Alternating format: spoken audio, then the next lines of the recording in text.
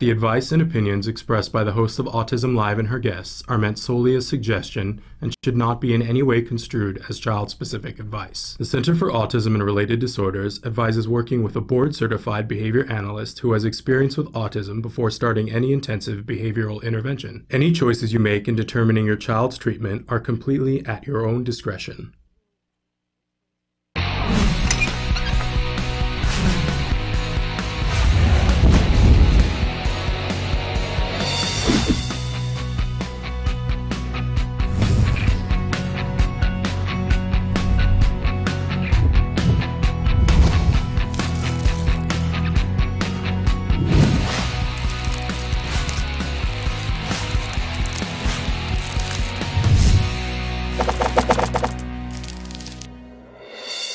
Good morning and welcome to Autism Live. I'm Shannon Penrod and we are webcasting to you live from the Center for Autism and Related Disorders headquarters in Tarzana, California. It's Wednesday, one of my favorite days of the week because we always have an exciting show. In just a minute, we're going to have Ask Dr. Doreen. Before we start that, I want to remind all of you that this show is meant to be interactive.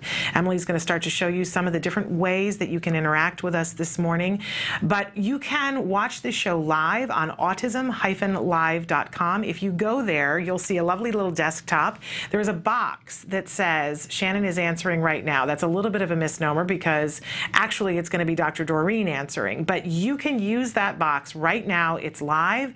All you have to do is type whatever you want to know into that box, hit enter, and it will show up magically here on the screen, and I can ask your question of Dr. Doreen Granpeesheh.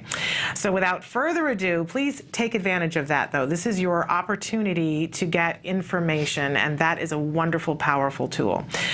Without further ado, it's time for Ask Dr. Doreen. Dr. Doreen Granpeesheh is the Dr. Doreen is an expert in autism. Doreen Granpeesheh. Dr. Granpeesheh. Dr. Doreen Granpeesheh. Dr. Doreen Granpeesheh is a visionary in the field of autism, and now you get to ask her questions on Ask Dr. Doreen.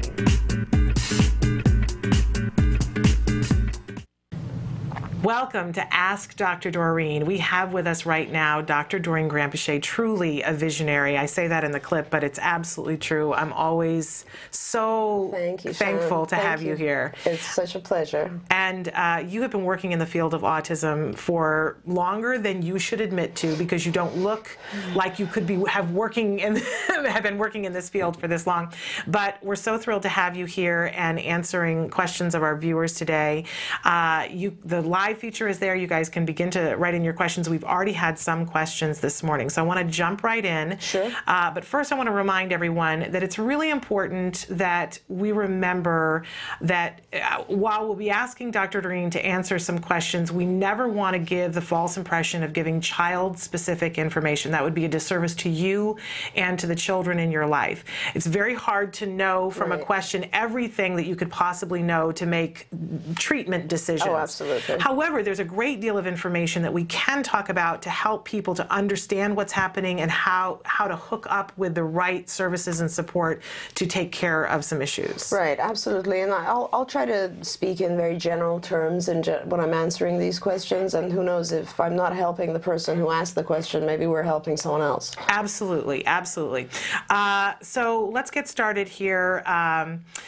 This is a very interesting question. It says, my friend's child is 7 years old and is on the spectrum and has many skills, including language. Recently, the child started spitting saliva on his hands, toes, books, etc., and then scribbling with it on his finger. I was so surprised to see this, and the mom, too, is bewildered that this new behavior has popped up all of a sudden. The child usually engages in this when he is bored or is left idle. Why would an almost high-functioning child engage in such behavior, and any tips would be great. Right. Well, I mean, a lot of our kids start these types of behaviors at different times. Who knows? I mean, clearly it's he's engaging himself. He's bored. So, you know, the short answer, I guess, would be try to keep him engaged. Don't allow the behavior, obviously, like any other behavior. And then perhaps at different times, try to fulfill the need or the reason that he's doing that. So assuming that he's doing it just because he's bored, then it should stop if you try to keep him engaged or give him other activities that will keep him busy during those times. Assuming that he's doing it for the purposes of some sort of sensory type of stimulation, then you would need to replace it with other types of sensory activities that would be have a similar function. So, for instance, maybe finger painting or you know, making patterns with, I don't know, soap water or something like that that's not maladaptive or it doesn't look strange, but then you essentially would stop it when it's happening, and then at another time of the day you would allow the child to engage in those types of behaviors that have the same sensory satisfaction but are typical behaviors for kids. But I mean, our kids start to engage in all sorts of things when they're bored. We need to really work on that issue and try to teach our kids to pay attention to what's going on around them. I don't know with this child when it happens. Sometimes our kids do these things like in the classroom because they're not able to pay attention to the teacher. So teaching the child to pay attention to what's going on around him, giving the child a variety of adaptive activities that can be done, and then literally stopping the spinning, or you're not immediately reprimanding the child, stopping that, and then getting the child to do something else would be much more important. But you have to be careful with this one. If you can't catch the child when they're about to spit, and they actually do, and then you give them some other toy or something, then you're actually rewarding the spitting behavior. So being mindful of that. Yeah, you sort of have to figure out when is it happening, or if you have realized that it's happening during times of boredom or times when the child's not active, then immediately break the habit by giving the child some other activity to do during those times. Okay. Really interesting to me as a parent of a child on the spectrum. I know as we progressed, it would seem like sometimes these behaviors would spring out of nowhere. And I had an emotional reaction sometimes, and I would go, what's this? How can this be happening? And it would seem random and completely out of nowhere, and it would be horrifying sometimes. But, you know, I love the way you guys look at things, and when I say you guys, I mean behaviorists, behavior analysts, that there's always a reason. There's some sort of paycheck for that behavior. Absolutely. And you know, the interesting thing is, Shannon, that we scrutinize our kids so much that we see these things and then we panic. Well, you know, pretty much all kids do engage in sort of odd behaviors at one point or another. The reason that typically developing kids either stop or don't do that is the two things I would say. First of all, embarrassment. I mean, that's a big deal for our kids. So one of our, you know, a typically developing child, for instance, would not do something where other kids can see that and then make fun of him. Our kids are not really aware of that concept. They don't understand that this might look odd to other kids, and that that the end result would be, okay, I'm not going to have as many friends because they're going to think I'm odd. None of that processing happens. The other reason is that typically developing kids really try very hard to gain the approval of their parents. And our kids just have not yet, most of the time, haven't developed that process yet as well. All of those processes are kind of I guess, involved with having a deficit in the theory of mind area. Like, if you can't really see other people's perspectives, if you think everyone else's mind and thoughts are the same as yours, you're going to be very limited to your own universe. You won't really be able to observe other people's reactions to your behavior. And so that's part of the reason. It's not that it's a permanent thing. Our kids absolutely do learn to pay attention to social rewards and punishments that occur, and then they stop those behaviors. Interesting, very interesting. I always love it when you get those full backgrounds. It's very fascinating. Somebody's writing in a question about gender identification. Hi, Dr. Doreen. When should I begin to worry about gender identification with my child? He's 10 and always plays with girls at school. He's so tender, sweet like a girl. He's never been interested in boy stuff. Is this common with our kids? I don't know that it's common. I have had several kids who are similar to this.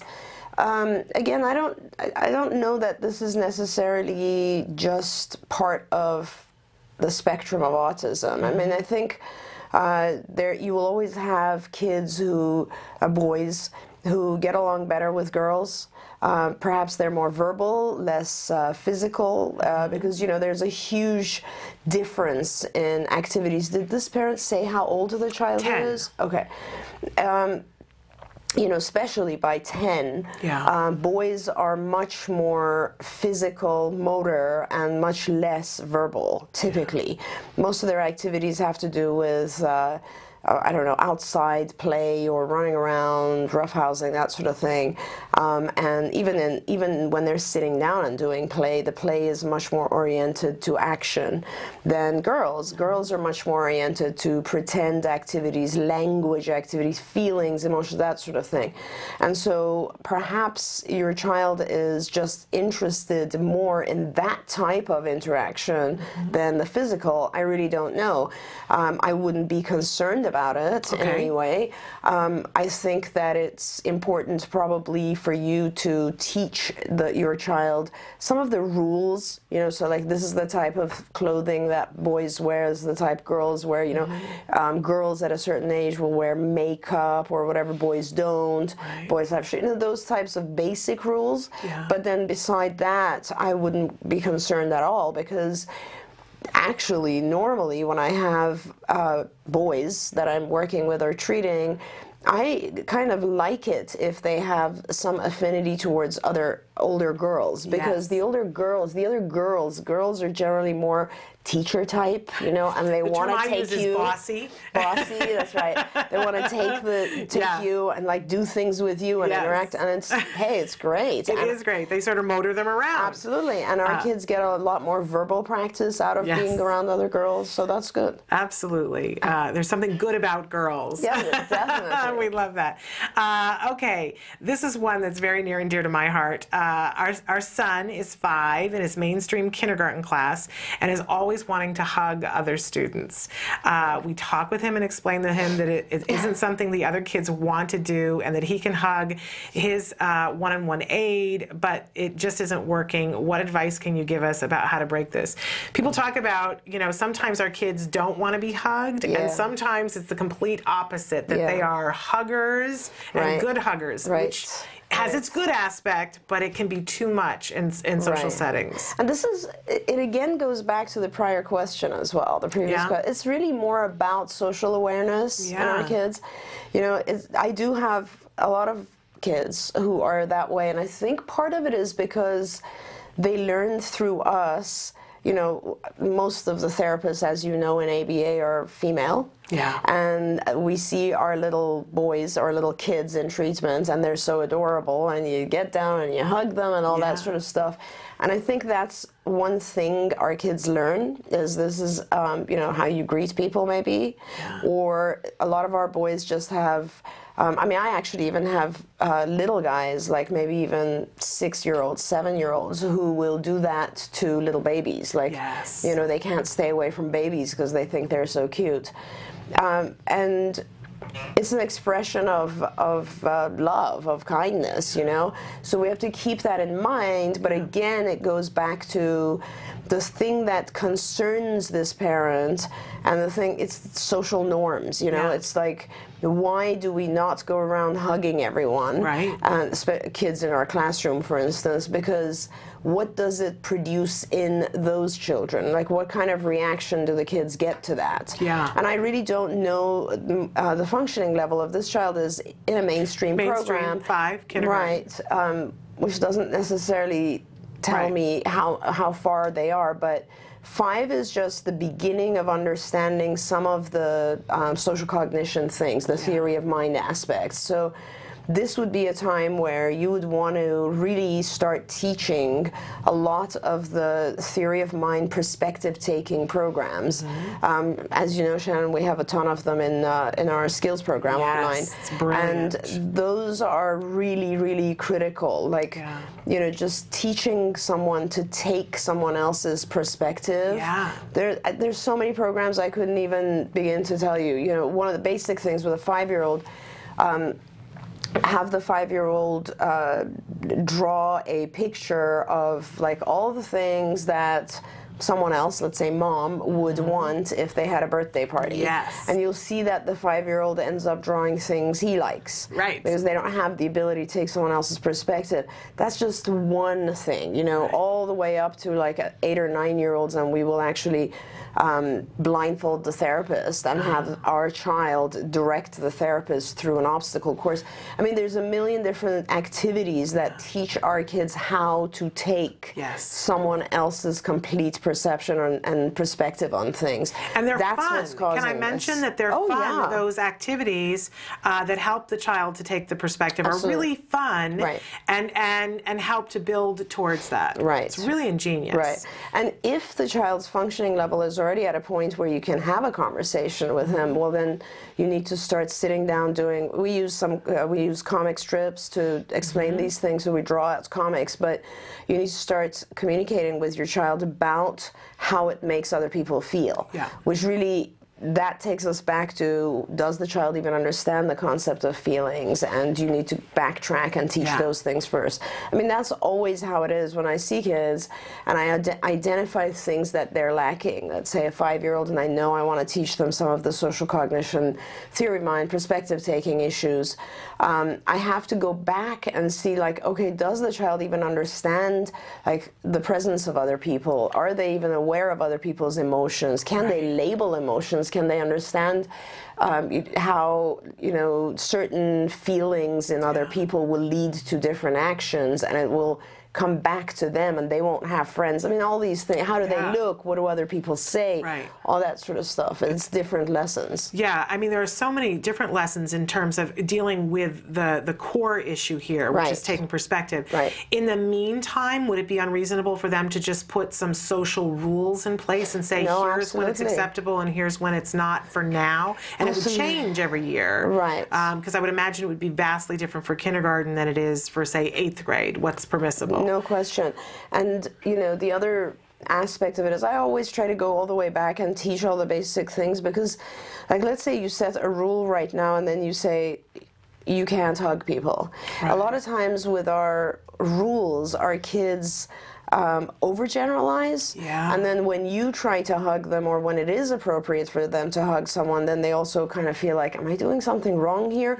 Because they don't have the entire concept of the rule only applies to classroom or whatever it is. And hey, the same kids that are in your classroom and you're hugging them in the school, you might not, that might not be appropriate, but if you go to that child's birthday party, then it is appropriate. Exactly. You know, so many shades of gray. The rules have to be very gray, exactly. Because our kids generally tend to be very black and white. So you have to be cautious about setting rules, because then it becomes later on it becomes a little bit harder to define the rule better. Really good advice. Really fascinating. I think we should take a little break. Great. We'll come back after these messages. More questions with Dr. Doreen. Keep them coming. Stick with us.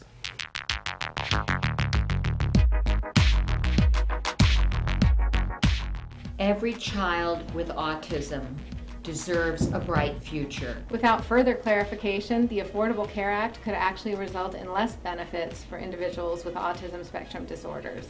We urge Catherine Sebelius to clarify the Affordable Health Care Act. She can make one change, one little minor change, to make applied behavioral analysis be part of the health care plan.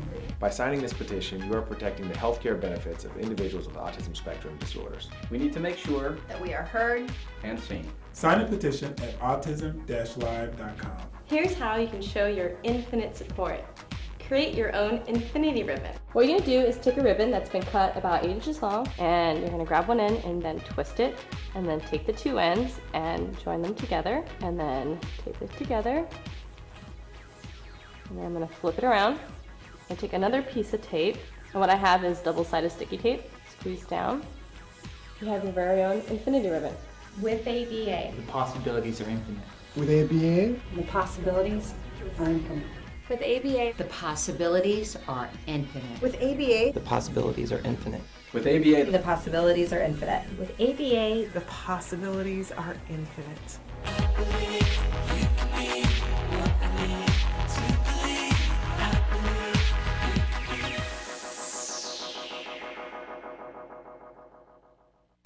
Welcome back to Ask Dr. Doreen. We're here with Dr. Doreen Granpeesheh, truly a visionary and expert in the field of autism. Thank you. So thrilled to have you here. One of the questions that came in this morning on Facebook, my daughter is 10 and she has involuntary body jerking. One doctor said it was mild tics, another said Tourette's. Is there anything else it might be or that I can do to help get rid of it? Gosh, I don't really know what else it could be. I would definitely make sure, and you know, the diagnoses that you have are possibly from a psychiatrist, I'm not sure, but I would really recommend having a neurologist examine. And you know, it can't, if it's involuntary, then it's not, we're not talking about a learned behavior. Right. So it would be pretty important to look at brain functioning, rule out the beginning of seizures, or why would Tourette's have developed, what medications is the child on. Those are all things that I would really talk to a neurologist about. Okay, really yeah, important that's pretty advice. Important actually. Absolutely, Yeah. absolutely. Another person wrote in on Facebook about the PECS system, Picture Exchange Communication System. What are your thoughts on using PECS? My son, who turns 3 years old today, we want to say happy birthday. Is nonverbal and was just reintroduced to PECS this week by his speech therapist. What are your thoughts on the effectiveness or ineffectiveness of PECS? And again, that stands for Picture Exchange Communication System. PECS is a terrific program. It's it was developed by Andy Bondi many years ago, and it's just one of the nonverbal communication modalities. So a lot of parents hesitate to go to nonverbal modalities like PECS because they think that the use of PECS means my child's never going to be verbal. Right. And that's not true either. Right. So I had mentioned in a show a long time ago that for our kids, sometimes the issue for our kids in the development of communication skills, the issue they have is processing speed. So with visual stimuli, like as in PECS, the stimulus stays in front of you longer than auditory, which is transitional, and you might not catch auditory interaction, but you will be able to pay much better attention to visual. Some of our kids have incredible visual memories anyway. Yeah. So what we do is, after about, I guess I would say 5 or 6 months of vocal imitation and various other vocal lessons, if the child is not picking up on verbalization fast enough, then I will definitely introduce PECS. I love PECS. It's very easy to introduce. There are some very important things about it. One is, it needs to be consistent across all environments for the child. So if you're introducing it in the school, or the speech path is introducing it, terrific. Make sure that, and it has levels, so it gets more and more complex. Make sure that everybody is working with it at school, at home, you're using it. Because if you don't use it, it will not become a functional system of communication for your child.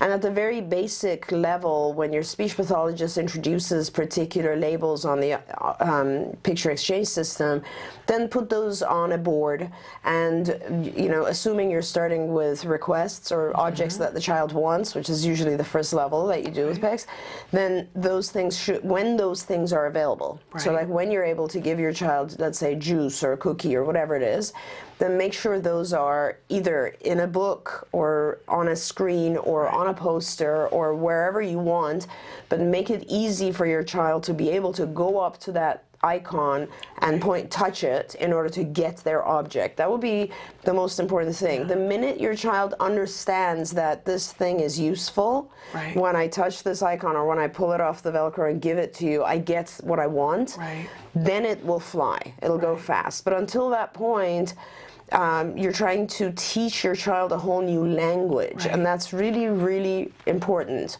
If you don't, you're not going to be able to, your child will have some frustrations just because they can't access certain things, you can't predict their needs, and those frustrations often turn into challenging behavior. So they'll tantrum and you'll have to figure out what it is they want, or they'll hit someone in order to get a toy, all those things. And it's fabulous if you can start PECS now, and it does go to a pretty complex level. So I always say for our kids who really don't develop vocal skills, the PECS system, we then transfer the PECS system after a year or maybe 2 years to an augmentative device where we are also now having the child put information into an aug device. We will also transition into an iPad.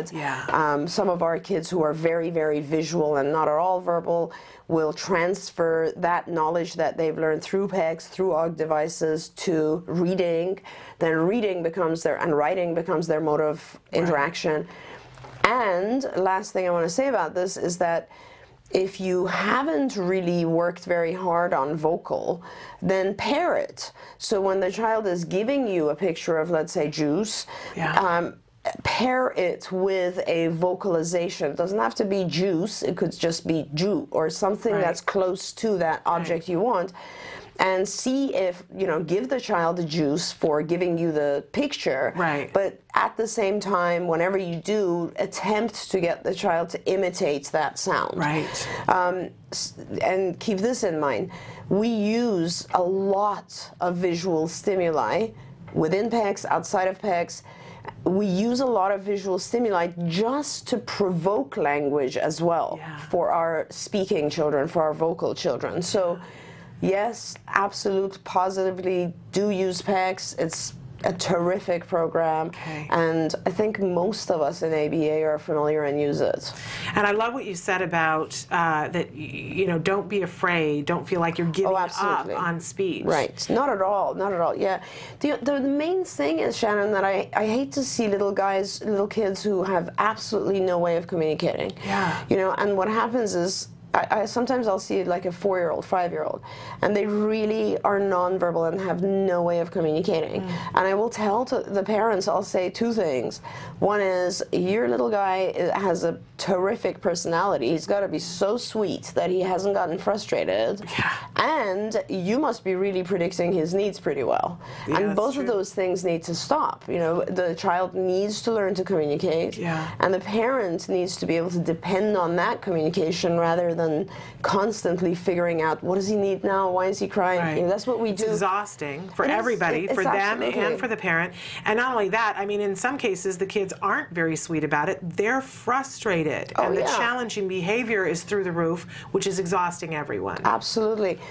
One of the, I don't know who it was maybe you said this to me. It was something I learned from either you, Bryce, or one of the moms, said, you know, when they're babies, we all learn to, as moms, we learn how to like just run around them and figure out, oh, he's crying, he must be hungry, or I need to change him, or he hasn't been sleeping, or whatever, right? And with our kids on the spectrum, we never stop doing that. We just continue doing that, whereas really, as a parent, you do need to stop doing that, and you do need to give the child a communication system so that they use that system instead of becoming frustrated. I think it was Bryce. I wouldn't be that brilliant. Bryce is that brilliant. Wonderful. Want to ask a potty training question. Somebody wrote in and said, how do I potty train my daughter? She's 3 and 8 months and won't tell me when she has to go, but sometimes she goes to the bathroom and closes the door. She won't use the toilet, though. And this is, we hear this pretty commonly, that the toilet is a fear and evoking item in the house. So what I love about talking about toilet training with people that are ABA efficient is that it seems like you all have this feeling of toilet training. It's easy. It's really easy. This is something we can do in our sleep, and that's so exciting to parents to hear. Oh, it is? Potty training is easy? I mean, honestly, though, it's what we do with our typical kids as well, but it's a little bit just more discreet, more consistent. I think the typical procedure that a lot of ABA folks use is based on the Fox and Azrin procedure. It's still, I mean, here are the basics to it, and then I think the better thing for this parent would be, I'm not sure if we have if they email in, we can send you the Fox and Azrin procedures step by step. I think one of the training videos that we're making is the process on how you do toilet training, and I think that would be really useful. We also have a lot of brochures and information for parents on this subject. If your child is going to the bathroom and closing the door, that kind of tells me that she, I think it's a girl, is pretty high functioning, pretty intelligent, because they have the concept of privacy down. Yeah. But they're probably, you know, fearful of the actual toilet, which is an interesting thing. Because I think kids wonder, like, where are things going, and can I get sucked in there? These are things that kids have told me. So, you know, really start with a potty, like a plastic potty, same thing as we do with our regular kids, and engage the child in some other activity, let's say watching TV or whatever it is. Really reward the child heavily for any voiding at all. And then do it on a schedule. Like, that's the thing on the Fox-Nazarene and all the procedures we've ever used.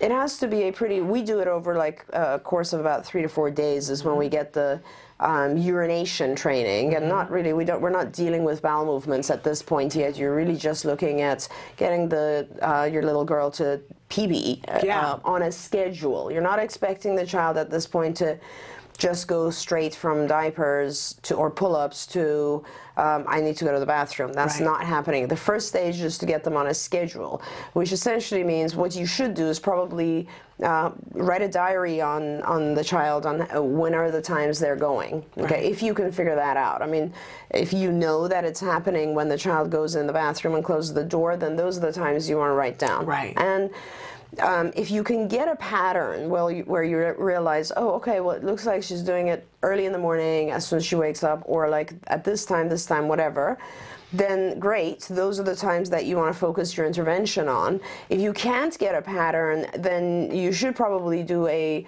weekend where she's not in diapers. This is kind of like you put a dress on her, but she shouldn't be in diapers, because you want her to actually feel the difference of, you have a diaper and you get used to it, you're not going to really recognize, oh, I'm beginning to pee. But they've made diapers so efficient now that the child doesn't feel any wet. That's right.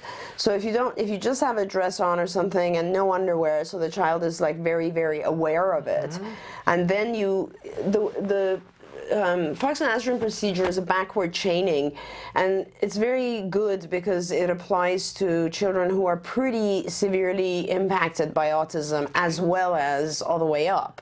But I don't know the level of functioning here, so you might not need to do a backward chaining, shaping procedure. Like, so what it is you're on the potty until you void, and then you get breaks. Okay, so it's sort of a backward procedure.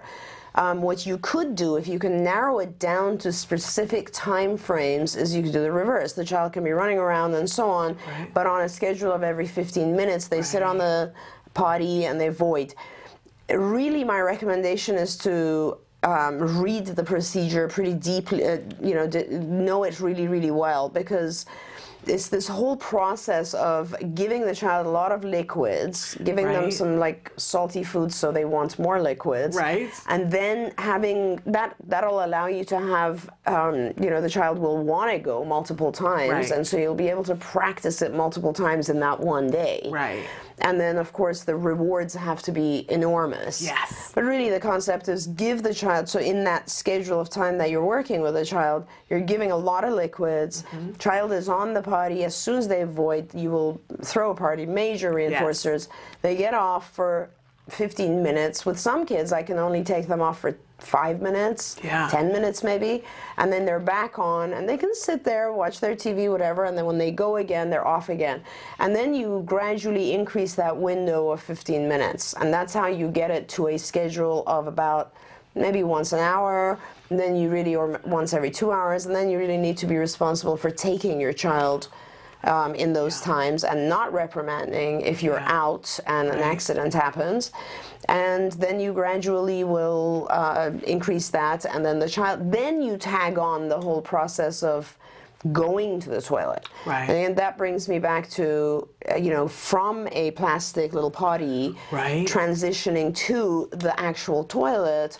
One of the things you can do is show the child when you're throwing it away into the toilet, make the reinforcers larger for using the toilet rather than the plastic potty, make the toilet environment much more friendly, you know, those types of, like, if the child likes a particular book, they can only have it when they're in the toilet, voiding, that sort of stuff. Absolutely. But it is a very easy procedure, it really is. I think anybody can do that. And fascinating, you guys took us through, a card took us through potty training, and even what they, I don't know if they give this to everybody, but they gave me a kitchen timer, and I had specific times that I had to set it Check for, on it, right? And every time the timer went off, whether we were out or not, it was time to go to the potty. Right. And honestly, for me, as the parent, that's what I needed, because my sense of time is terrible. And so it would be easy for me to have 20 minutes go by and go, oh, you know, we didn't do this. We didn't, you know, and now we've got an accident. But all I was responsible for was, there were 3 different times that I had to set the timer for 3 different times, and I had to remember to do that, and that's all I had to do. And then the timer would go off, and no matter what we were doing, it was time to go off to the potty. And we made that a pleasant experience. But honestly, I could not have done it without that. He could have. He was doing fine. To do it, but I couldn't get the sense of timing. How long, you know, 15 minutes was. I don't have the ability to do that. That's why we have a big clock on the wall here. You know? That's true. And then also for boys, it's a little bit harder than girls. Girls tend to pick this up pretty fast. Interesting, because I thought it was very quick for us. I was so amazed. And we had tried. You know, and we tried a lot of different things, and you guys came in, and it literally was a 2-day thing. The initial procedure is pretty fast. Then you have to just maintain the schedule for a little while. And then going to bowel movements is just the next step, and then we narrow that time frame down and catch the time frame, and then take the child prior to. It's just it's a process, but it is very doable. The pooping, because I'm a mom, we have to go to that. You guys have the lovely terms for it, voiding and other things. But the pooping in the toilet was the harder thing for us, but the key was the reinforcer. When the reinforcer was big enough, amazing to I know. And you know, it's funny because with pooping, it's actually a lot easier to figure out when it's happening, because so many parents tell me, this is really, you know, like the child, when they're wearing diapers, they'll still go and hide in a closet.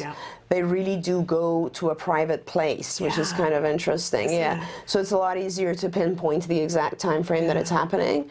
But you know, again, reading what this child is doing, going in the bathroom and closing the door. This is a child who's going to get it pretty fast. That's great. And again, the thing that I hear from you guys all the time, this is so doable. This is for all of our kids. So very doable. Okay, this is a great question that I kind of know the answer to. Are there any internet classes about ABA? There are a lot.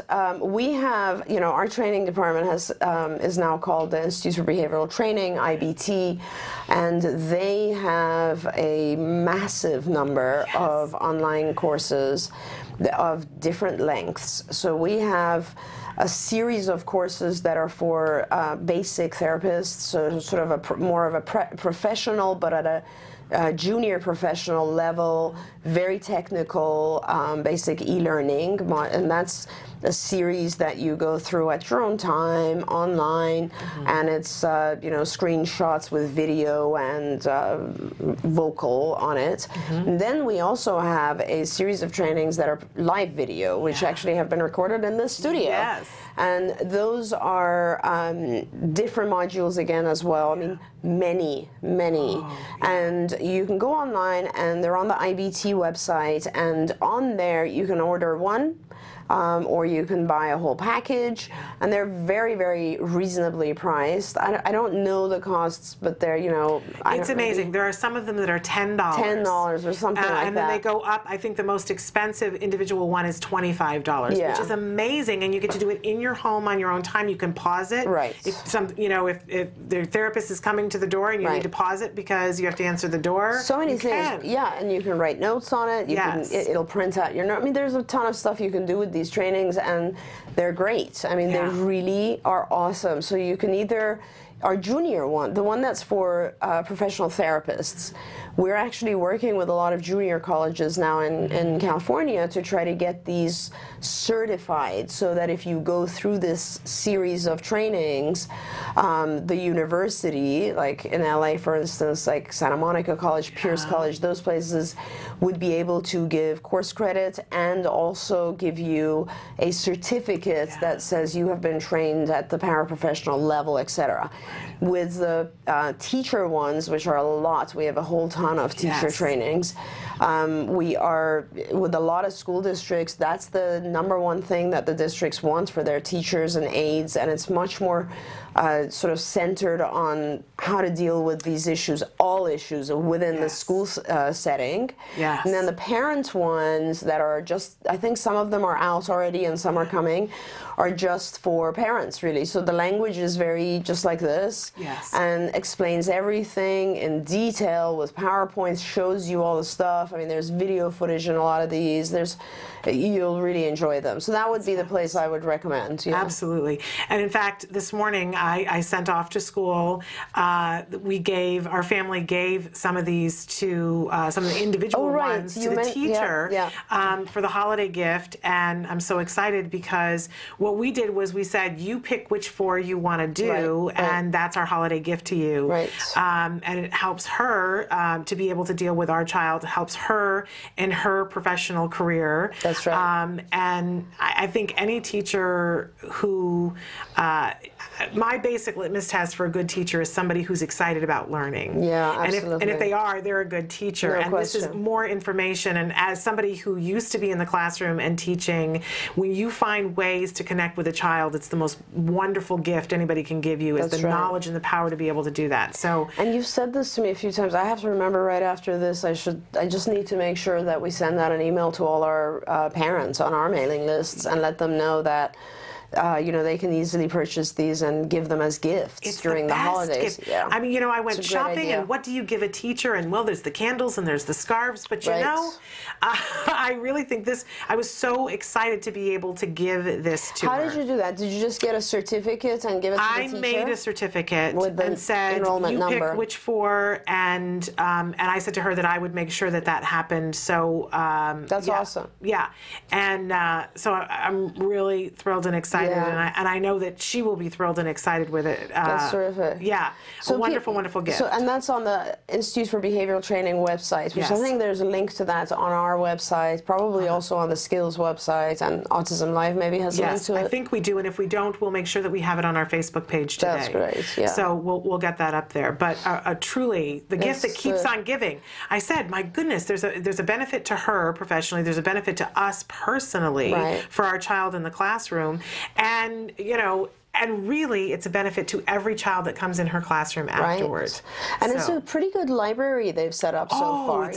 I went through, I was going to pick them for her, and I went through, and there were so many things I really couldn't choose. So I left it up to her and said, you pick what would be of most interest to you and that you could use the most. I think for teachers in all the different small modules, there's a total of about, 65 hours of training. Yeah, there's a lot. And amazing topics. And I mentioned before that they were done here in the studio, and so sometimes I was out in the control room and listening, and I would have to leave to go get my child from school, and I didn't want to. I would say, wait, I want to hear what they're saying about this. Really fascinating, really pivotal, exacting, that really specific. That's the word that I want. Yeah, it's good stuff. That's useful for teachers. So often, I think, teachers will go and attend a conference to hear things, and it's stuff that's geared towards practitioners for a one-on-one setting, which is wonderful.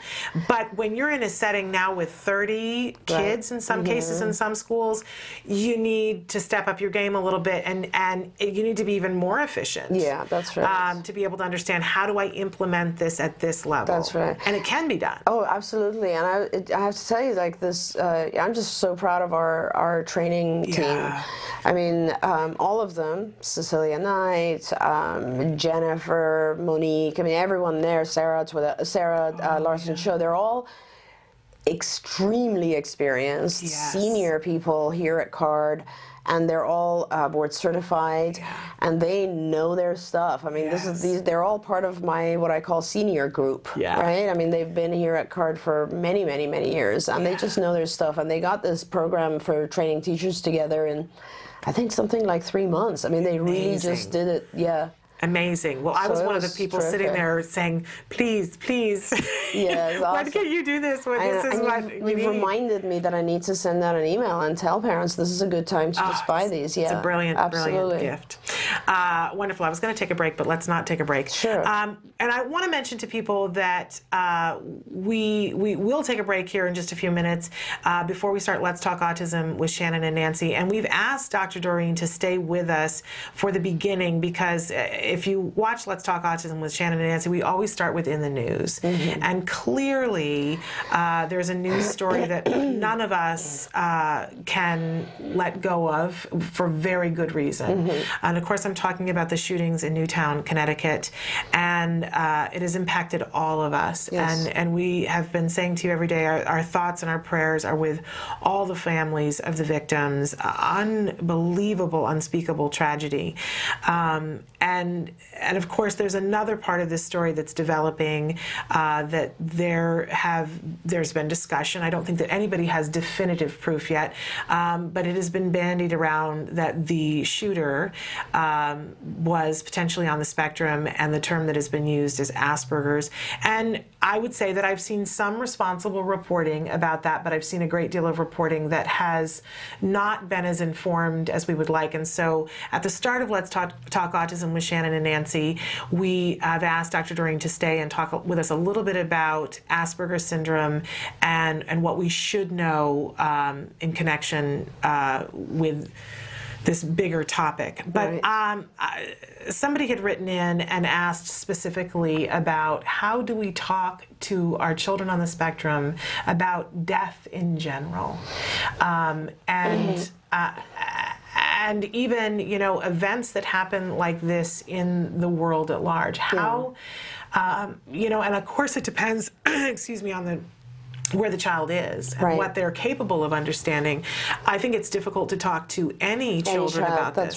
That's right. But particularly when we have children on the spectrum and their view of things is often a little different, and not making them afraid. I know I certainly felt a responsibility to talk to my son because I knew they were going to be talking about it at school.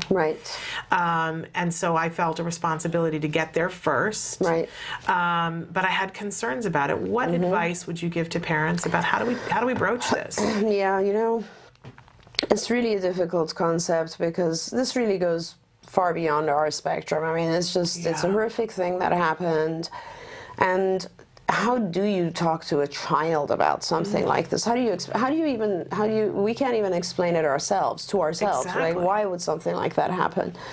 And then to go and explain it to a child. You know, I have to go back and say, every family, I think, approaches this type of thing differently, because I think it's more of also sort of a personal belief, a cultural belief, that sort of thing. A lot of people did not expose their kids at all to, let's say, 9/11, whereas others kind of wanted their children to actually be aware of what had happened. And it's a very, very difficult topic for a child because, in general, I think children, as they learn about their environment and about the world, actually it's kind of funny because I think this goes on through adulthood. But the way that we experience, you know, it's funny, there was a very, very famous psychologist in the field of psychology called Watson, and his beginning, you know, he was one of the people in the early area of learning psychology. ABA would be part of learning psychology. And one of the things that he had said was that, you know, we're born with absolutely no fear. We don't have a sense of fear. And you can place an infant and then put a snake in front of the infant, and they will not have any kind of fearful reaction. What happens is you learn your fears through either experiencing something that's extremely aversive, like, for instance, a fire. You touch it, you burn, you learn to stay away from it. or you learn it from the reactions of people who are close to you, such as your mom, dad, or so on. So if I'm afraid of spiders and I freak out every time I see a spider at home, my kids are going to probably learn to avoid spiders to some extent, or have the same types of fears. Right. The same goes with this. To begin with, like, you really have to think what happened here. If you go into too much detail about something like this, you're adding to your child's fears, right? So because through life, we start out with no fears, then we learn some fears, and then we modulate those fears. We realize, oh, some of them are kind of unrealistic. You know, I don't have to be fearful of whatever, germs killing me, let's say, or you don't, and you remain obsessive compulsive about that. You know what I mean? Yeah. So you kind of moderate it so that you can manage life. But let's face it, every day that we wake up, we have a series of fears that we manage, right? Every single day. I mean, my child goes to another country and I'm worried for 2 months straight, and I'm thinking, you know, and how do I deal with it? Well, maybe, I don't know, I'll pray more, I'll just believe in, you know, the universe being good, whatever it is.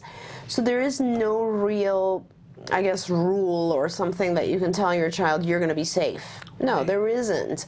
But the point is, unless, you know, you have to go at a very, very basic level of describing events like this with children, because you don't want to provoke fear, more fear than they typically would have. And at the same time, I guess you want to teach them some level of, I guess, emergency or safety. It's kind of the same thing as when in school they teach us how to do earthquake drills here in California, right? I'm sure in like the Midwest, they're teaching you how to do other weather types of emergency drills, or a fire drill at school. It's associated with an emergency series of things, safety-related things, but it's not really associated with fear. In fact, I remember when I was a kid, fire drill, we all enjoyed it because it was like so much fun. So I would suggest you very factually say, this is what happened. This is very unusual. It will not happen for you. And then, you know, if you should ever feel something like this, just listen to your teachers. Go to a safe place. These are safe. It's the same kind of, and then a lot of schools are doing this training right now. Actually, they do. You know, as we, you know, intruder alerts. Intruder alerts. They call it lockdown. Lockdown. Oh yeah, we've had a lot of those in the LA area over the last few years. And also, even schools now are becoming much more cognizant, and our staff who are in schools, this morning I got a notice that said they all have to wear ID badges now, that sort of thing. So there's going to, this, you know, I guess the only positive that could come from such a horrible thing is that there's much more awareness. People are becoming more ready for something like this, that should it happen. I really would minimize what is told to our kids. I would keep it very factual, and in fact, just very limited in the facts as well. And then I would really try to give assurance to our kids that they are safe. Because quite honestly, although we don't know as a fact, right? We wouldn't know if there's going to be a terrorist attack tomorrow. We don't know if Friday is actually going to be the apocalypse. Who knows? But there's no point, there's nothing to be gained of alerting our children to something that may or may not happen. Right. So keeping it simple then, keeping it just to the facts, and I would imagine limiting the amount of exposure that they have to the visual aspects of this. As much as possible. And just comforting. If you have a child who has started to develop some fear of this, which many children, I would imagine, across the country who are old enough, who comprehend what had happened, might have a certain level of anxiety, especially those children in that school. Oh, absolutely. So, of course, you know, it's going to be more about giving our children the ability to overcome certain traumas and just not to develop more fears for them. Have you heard what they're going to do for these kids? They're not sending them back to that school. The school's closed, I just heard last night that they're creating a winter wonderland when they come back to school after the holidays, and they're asking for people to send in individual snowflakes that they'll hang all over the school. Oh, that's awesome. As something to take the attention off of what happened, and so that they'll be interested in that. That's wonderful. I thought that was a really interesting idea. Maybe I didn't hear a more recent story, but I had heard that the school is indefinitely closed. Yes, they're going to be at a different setting. Different setting. And they're going to decorate that different setting with those snowflakes, but that they will not be returning, I guess, indefinitely to that school. To that particular. And I think that location. And I think, you know, that's a brilliant choice. Absolutely. I can't imagine any of them being able to go back there anytime soon. That's right. And I mean, the saddest thing is the principal, the counselor. I mean, all of these amazing individuals are gone. Yeah, absolutely. And it's extremely hard for our kids when they. But you know, as I said, here in Los Angeles, for instance, we often have situations where there's lockdown because someone is in a particular neighborhood or something, and our kids have gotten kind of used to the idea of staying inside the classroom, not going out, that sort of thing. We have a lot of earthquake drills here, earthquake preparedness programs, that sort of stuff. And if we can just, you know, and it's become so much a part of life that we ourselves allow it to move on, like we move on from it. Okay, it's earthquake preparedness, it's part of our lives, but we don't sit around worrying about earthquakes every day. Right. And that's where I think we need to get our kids with this type of thing, because if they start to worry too much about these things, it'll actually turn into panic disorder, you know, various types of anxiety problems. Which we don't want to have happen. Right. But I appreciate everything that you said, because I do think, you know, at some point we have to, you know, but just the facts. Just the facts, basic facts. This is what happened. This doesn't really happen that often. You don't have to worry about this. This is not something for you to think about. A lot of the parents have recently told me that they've just kind of told their kids what to do to be safe, or where to go, you know, this area of the school or that, or just listen to the teacher, that sort of thing. I shared that on Monday morning, our school was doing a drill. Right, there you go. And we had talked about it a little bit with Jem on Friday, and on Monday morning I had to tell him that they were going to do a drill, and it suddenly occurred to me as I woke up, and I thought, you know, I need to make it clear to him what's happening in the drill and why it's practice, this is not real. Why we rehearse and all of that. And I told him, and this is the benefit of all of his ABA, he stood there and he said to me, I don't want to go to school because I'm uncomfortable. The fact that he could label it, and we were able to sit there and talk about it, and I said, I'm uncomfortable too.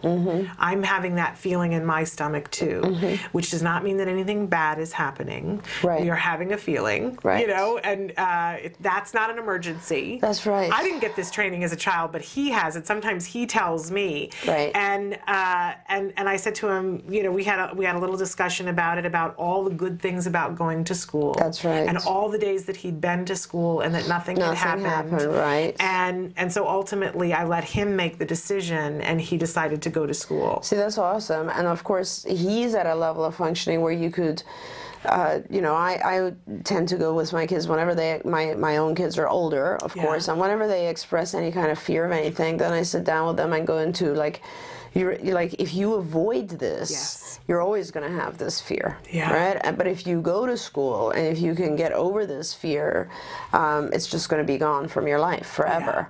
So it's so important to make sure that our kids maintain routine. Routine is something that really reduces fear. Yeah, it is comforting, routine is.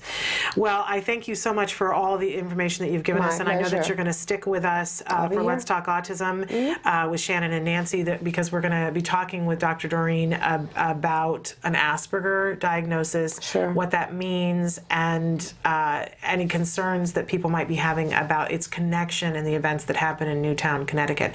I want to encourage all of you to keep your questions for Dr. Doreen coming, because we do keep them safe, and we are cycling back and catching as many of them as we can as the weeks go on. So we will not be here the next 2 Wednesdays, but then I think it's the Wednesday after that. But we will be playing reruns, and we will still be taking your questions during that time.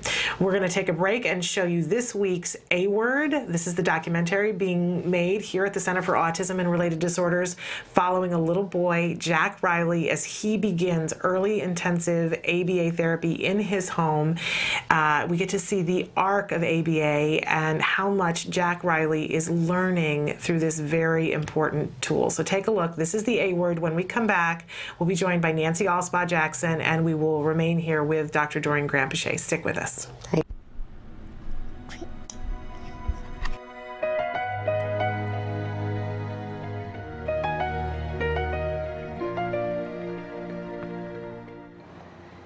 Jack Riley. Are you in the pool? Say hi, Suzanne. Hi, Suzanne. He said that twice. We're just getting the camera. Hi, Suzanne. How's everything? Everything is good. We just actually increased our hours. So that's a little overwhelming. It includes pretty much therapy from 8:30 till about 6 p.m. 6 o'clock minus his nap time. So that's challenging, but he's doing great.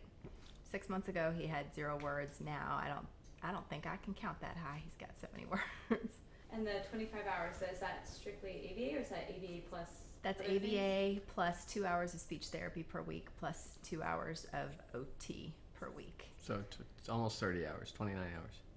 He works almost more than we do. So let's say that's like as long as my work week. Yeah, he's got a full-time job for a 2-year-old. A little 2-year-old with a full-time job. Mouth. Oh, a mouth. Where does the mouth go? Oh, nice job. So he has hands, eyes, nose, and a mouth. What else does he need? Does he need ears? Oh, there's one ear. What else does he need? Shoes. Where is his shoes? You gonna put feet? Okay. What else does he need? Oh, a hat. Which hat is he gonna put on? That one. Say hi, Suzanne. Hi, Susan. Hi, Jack Riley. We were diagnosed November of last year, so it's been 7 months since we've known that he has autism. He started speech therapy a month later, occupational therapy probably within a few weeks of that, and then ABA we've done for 3 months, April, May, and June. Right. And really, I think ABA,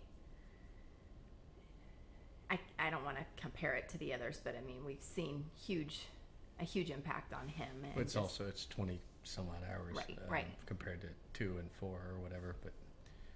But yeah, he's changed dramatically since ABA started. And it was hard in the beginning. We just even the biggest example I always come up with is they made him say his colors before he could use a marker to color, which was his thing at the time. Do you want green or orange? Which one's orange? Green or orange? Orange, yeah. Good job. So what's like the differences between before you started therapy and to what the kind of kid he is now? I actually have not full days, but very large portions of partial days where I forget about autism and just think I have a 2-year-old. Specifically, he plays with us. He engages us. He's funny. He sort of makes jokes. I don't know how to explain that, but he does. Oh, you got it.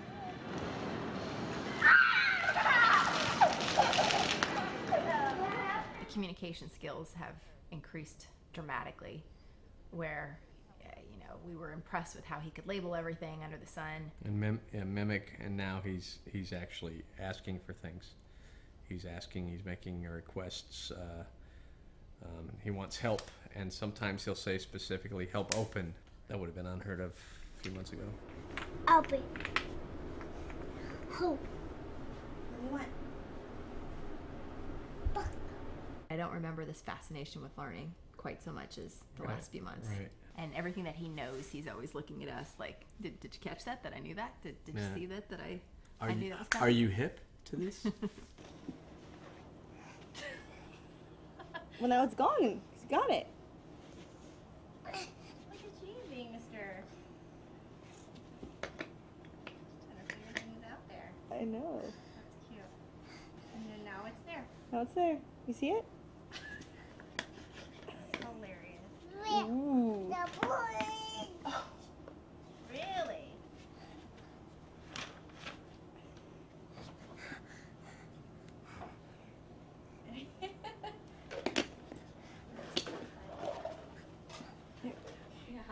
How do you differentiate or like try to figure out like what is the autism, what is his personality, what is we don't understand at all, really, and I think really we won't understand fully unless we have a neurotypical child second, and I think as we go through stages, it'll, you know, bells will be ringing left and right. We'll be like, oh, that's what it was. Yeah, actually, I still have trouble explaining it to friends or family when they ask, well, how do you know?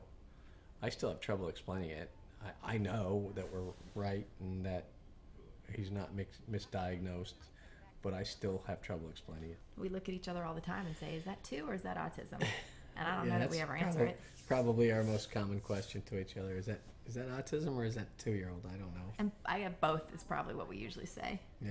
It's a little of both. Yeah. Bobby. What? Baby. Bobby. Baby. Bobby. Mommy or baby? I don't know. Bobby. Mommy. Baby. Mommy. Baba. Baby. Baby. Baba. Baby. Baby. Baby. Baby. Baby. Baby. Is he a baby too? I'm not a baby. Baby. Baby. How does that affect everything now that you're pregnant, waiting for sister? Were you nervous when you first found out you guys were pregnant? Well, yeah, we thought about it. I thought I would be more nervous about it all, but as I told a woman within probably less than a week of getting Jack's diagnosis, because we were already thinking about having another baby at that time, and asked her very honestly, are we crazy? Is this just a bad time to bring in another? Is this not fair to our son? Do we need to focus on him? And she led me through a few questions, and the ultimate thing I said was, I'll take 5 more just like him. And I would, in a heartbeat. He's great. He's Maybe not 5. I'll take 5 more just like him. Okay. You're happy with just 2. I'm happy with 2. No, he's a happy kid. Hasn't made him any less of a treat to watch him grow up and to watch him learn. He still is doing all those things. He might be doing them on a different timetable, but we haven't missed out. But we don't know the timetable anyway, so we're good. We're golden. Ignorance is bliss. He's great. He's great, and now we feel like we're on the right track. I don't care what his timetable is. He's learning daily. But I think that's the impression, as a parent for sure. Before you experience autism, you think of it as sort of, that everything's different. Yeah. And it is, but in a way, it's not at all. Yeah. They're still kids, and they're still fun, and I could still see him being like king of the prom. Sure. He's a looker, good-looking guy. He's charmed all his therapists. And his cinematographer. and his mom and dad. We're going to the pool. We're going to the pool. We're gonna put our swimming suits on and we're going swimming. We're going to the pool. Yay! We're going to the pool. Are we there yet? Are we there yet? My excitement's getting stronger. We're going to the pool. We're going to the pool. Welcome to Let's Talk Autism with Shannon and Nancy. We're so thrilled to be here with you today. I'm Shannon Penrod. And I'm Nancy Alspaugh-Jackson. I'm happy to be back with you, my friend. Yes. A very tough, disturbing week for our country. Absolutely. And we are very lucky to have Dr. Doreen Granpeesheh here in the studio with us. Dr. Granpeesheh, who is the president and founder of CARD, Center for Autism and Related Disorders, which is the largest provider of therapy for children on the autism spectrum and individuals in the country, as well as she is the founder of the amazing foundation that I am very proud of to be executive director, Autism Care and Treatment Today. Yeah, well, it's my pleasure, first of all, and any opportunity that I can be with the two of you is just wonderful for me. Well, Doreen, I want to just get right into it. We know that there has been a lot of talk and a lot of reporting about the shooter having Asperger's syndrome. Right. First of all, we want to ask you, since you are the clinical psychologist who is an expert, world-renowned expert in this field, what is Asperger's? Right. Well, and we have actually touched on this a few times in our show before. Asperger's is currently on the spectrum, or considered to be on the spectrum, and really it has to do with individuals who have delay in social aspects, but not necessarily language or communication. Okay. And you know, with autism or with pervasive developmental disorder, PDD, what you're looking at is a series of delays in both language as well as social behavior. But with Asperger's, really, it's more focused on the social. And you know, having said that, what does it actually look like? Well, our kids with Asperger's, first of all, it's very difficult to actually accurately diagnose Asperger's when it's a very young individual. When you get a little bit older, it becomes a little bit more obvious. And the reason is that certain very, let's say, the nuances of social behavior don't even develop until age, let's say, 6, 7, 8, and so on. So you're not, your deficits are not even obvious until you're a little bit older. So what are these? These are things like, and we've many times talked about, all the cognitive areas. For instance, not being able to understand people's perspectives, not being able to understand your own or other people's emotions. All of those types of things, and then as a result of that, as you get older, it leads to problems with understanding how the social norms are affecting you and how your behavior affects social norms. What is okay, what's not okay, how do I actually become a popular kid, let's say, or how do I gain friendships, how do I look cool, all of these types of things, you know.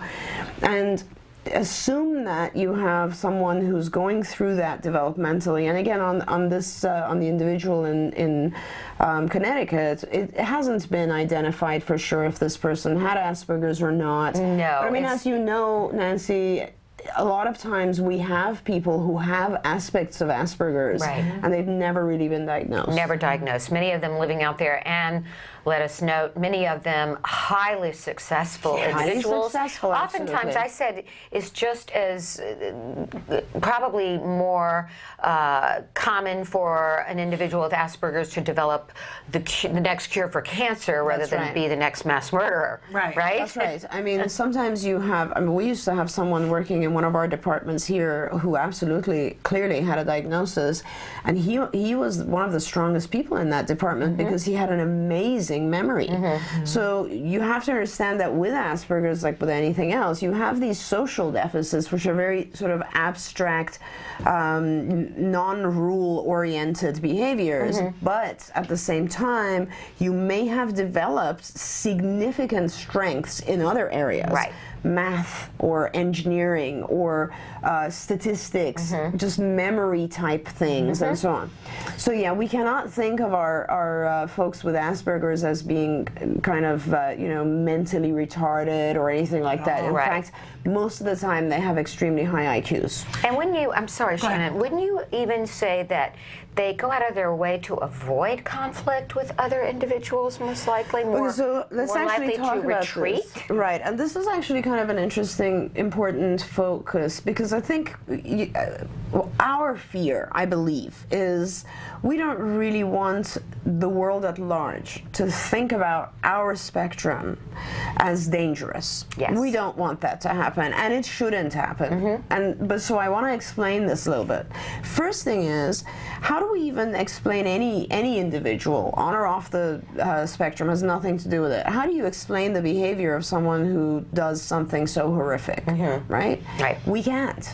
Right? That's why we're all left in shock, because we sit there and we think, nothing justifies this. Like, there is no reason that would make this okay. Right? I mean, so having said that, the process, what I think happens with a lot of our kids, Asperger's kids, and we're getting more and more of these adolescents right now, is that they engage, they make an attempt, they so, like you said, they so want to be involved, they so want to be liked, they so want to be accepted by their peers. And they are, most of them are in typically developing programs, schools, college, whatever. And they try to engage in social behavior, and what happens is they fail. Just like a sort of a nerdy kid would be bullied, that's what happens to them. They fail miserably. Other children, other, you know, whatever age, make fun of them. They feel horrible about themselves. They start to develop really serious self-esteem issues. Yes. And I am getting a lot of these kids now in high school age years where the parents are calling me and saying, he's suicidal. He's depressed. He doesn't even want to go to school. I can't get him out of bed anymore. And guess what? Depression is the internal version of aggression. So depression and aggression go together. If you internalize it, you just become depressed, anxious, stay at home, start to do self-injurious types of things, like, you know, I don't know, cutting, whatever. And if you, or suicidal behavior actually, and if you externalize it, it turns into aggression. Now, if you, and having said that, obviously there have never been any other cases where we have individuals on our spectrum that have been unusually aggressive. This is not something about our kids. This is about anyone, any individual who cannot be accepted socially. I mean, look at all the other Columbine shootings. kids were not on the spectrum, but they felt isolated. They were, and it's always about being rejected from society, being bullied, being somehow punished unreasonably. Now, I don't know anything about this shooter's life. I heard something about that the parents had gone through some horrible divorce or something. I don't know. And I don't know what his state of mind was. I don't know what medications he was on. I don't know what relationship he had with his mother, who he shot before everybody else. I don't know, but clearly he had a very, very heightened level of anger that he felt would be resolved by this act, right? So what the connection is, we still don't know. Why he thought that would be the right thing, I don't know. Maybe that was something very important to his mom, and he just wanted to punish his mom. I don't know, but the point is, you know, it has nothing really to do with Asperger's. It has to do with the experience of his life amongst others. And many factors. Just as you can't point the gun at guns alone and or video games alone. They did say he played violent video games. There's reports of that.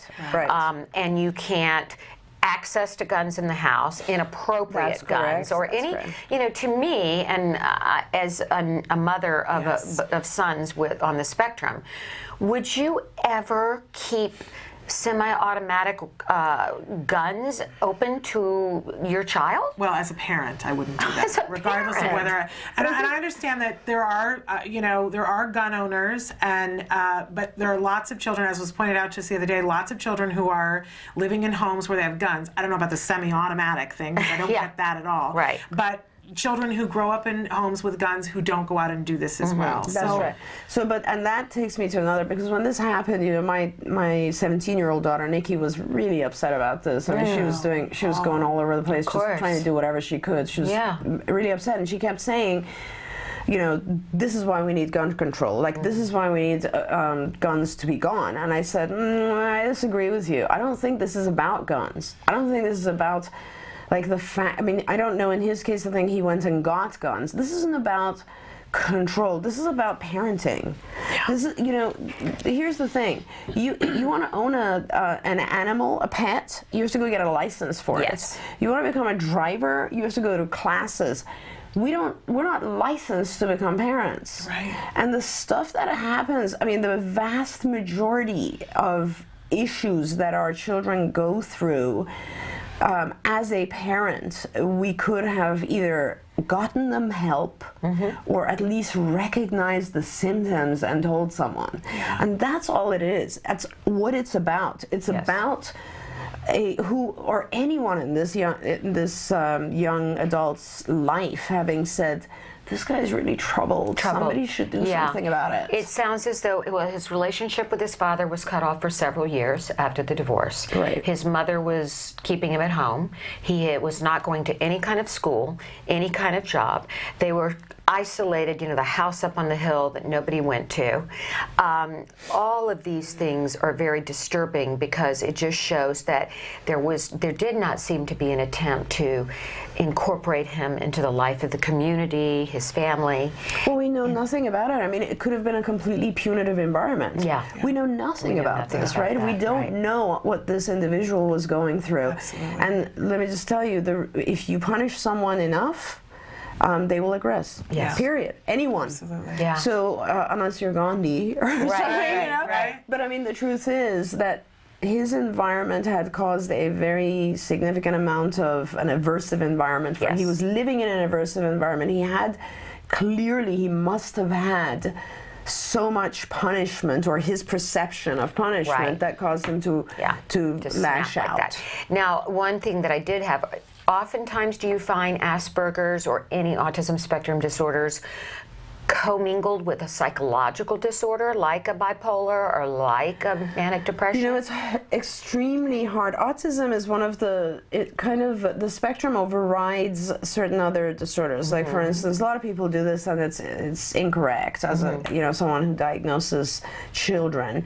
you're not supposed to diagnose something like ADHD if the individual has a diagnosis of autism. It's just, it's a smaller diagnosis. Okay. So it's like saying you have bronchitis and pneumonia. All right. You can't. You know, it's one or the other. Right. And pneumonia overrides bronchitis. It's kind of like, if you have autism or you're on the spectrum, we're not really looking to identify something that's a lesser thing. Right. But yes, there are comorbidities for sure outside of this area. Right. Something like bipolar on its own is hard enough to diagnose. I mean, there's so much like discrepancy on how you diagnose bipolar, so that's a whole nother issue. Right. But a very common diagnosis with autism, which we just don't do because we feel that it is somehow going to go away if we deal with the autism, is depression, is anxiety. How many of the kids that we have do we see with what we call self-stimulatory behaviors? OCD, my own son. OCD, exactly. Oh, well, yes, absolutely, right? Yes, yes. And what do I always tell you? Parents don't realize, people don't realize that OCD, obsessive compulsive disorder, where is it classified in the diagnostic book? It is one of the 6 anxiety disorders. It is one of the anxiety disorders. It's very clearly related to anxiety. Right. And OCD is one way of controlling anxiety. Depression is another way of controlling anxiety. Aggressive behavior is another way of controlling anxiety. It all comes from back to fear, Shannon. Like I'm always talking about fear. So, you know, there's no tie-in to actual aggressive types of behavior or other types of things. Really, there isn't. Okay. Comorbidities usually are like, you will have certain other comorbidities that are more related to medical issues. Psychiatric, I would say it's probably anxiety is the number one. It's very hard to look at other types of things because you have such a pervasive disorder that it influences all areas of behavior with autism, so it's hard to see other disorders that might exist. Well, one of the things I think this whole tragedy has done is it's opened up a national discussion about the need for more support with mental health, autism spectrum disorders, the need to talk about how gun regulations might be implemented, and also violence in our culture. Those are 3 very big things that have come out of this. I want to just say how important it is, Doreen, and I know you can reiterate on this, to get the proper diagnosis for your child, because therefore you can find the proper treatment. Is that not correct? Absolutely. So important. So don't just guess. You know, get a professional to get an assessment and a diagnosis. Right. And I often, when I diagnose and I meet the parents for the first time, one of the first things I'll say is, I don't really care about the diagnosis per se, but it is extremely important because it's the door to funding and intervention, right? I don't believe in labels. I just don't. I mean, especially with autism, I don't believe in these labels. But unless you have that diagnosis, nobody's really going to know what to do. Right. And, you know, going back to this individual and this, what happened here, if we really want to do something, okay, in scenarios like this, and in all of the other ones, the only common factor that I see with all of the other shootings and horrible things, except for terrorism, which is a whole different function, but these types of things, the individual that does the act is troubled. Okay, if I want to tell you as parents or people all across America, you could do something, just reach out to someone in your universe that you feel is so troubled that they're isolating themselves. Because let me tell you, when you isolate, the very next thing you're going to do is something that is pretty attention seeking. So if you see people, if you know people who are not socializing anymore, who don't talk about things, who are acting odd, who are angry unreasonably, who are really depressed, who are really anxious, you know, go to someone that cares about them or talk to them and try to just make one attempt, even if it doesn't work. I think that's so important. Make an attempt to get help for that person. Yes, that's something we can all do. And I also want to say that there are grants available through Act Today for children with Asperger's that are having issues, that perhaps social skills classes. We have helped many children that have been diagnosed with Asperger's. That's right. It's important to know help is out there. That's right. All right. Well, thank you, Doreen. We know that we have to let you go, but thank you so much for elucidating this really incredibly very helpful, difficult topic. And we have a great guest coming up next because Alex from Wrong Planet. Alex Plank. He was with us on Monday, but he's back today. And talk about a young man with Asperger's that shows what these kids are capable of. He's just a remarkable young man, and we want to talk to him about the kind of the support he received growing up that has enabled him to become just a leader in this field and a really role model for others. And this site, wrongplanet.net, where if you have children on the autism spectrum, you're going to want to know about because it's a support for them So as he's well. joining us. Yes, we'll be right back, but we'll say goodbye and happy holidays and I look forward to listening to Alex now. So Thank you, Doreen. Thank you, guys. Stick with us. Hi, and welcome to Autism Talk TV.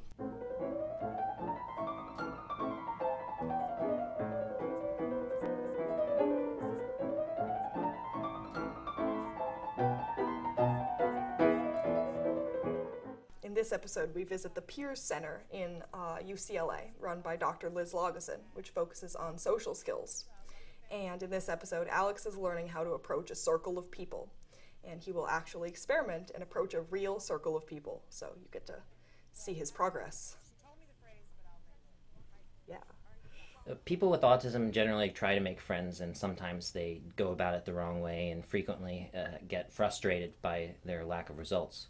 What are some ways that you think that people on the autism spectrum can sort of make new friends, get into conversations, and really integrate in with a group? It's not a simple answer. There's lots of different elements of how you make friends, but one way that we meet new people and make potentially new friends is by entering conversations and not butting into conversations. The reality is a lot of times as adults we give kids and even young adults the wrong advice, essentially, in these situations. So what I want to do is kind of share with you what we call an ecologically valid skill. Okay. And an ecologically valid skill is kind of a fancy term for what people who are socially accepted naturally do in these social situations. And so that's what we want to teach, right? Not what we think that they should do, but what actually works.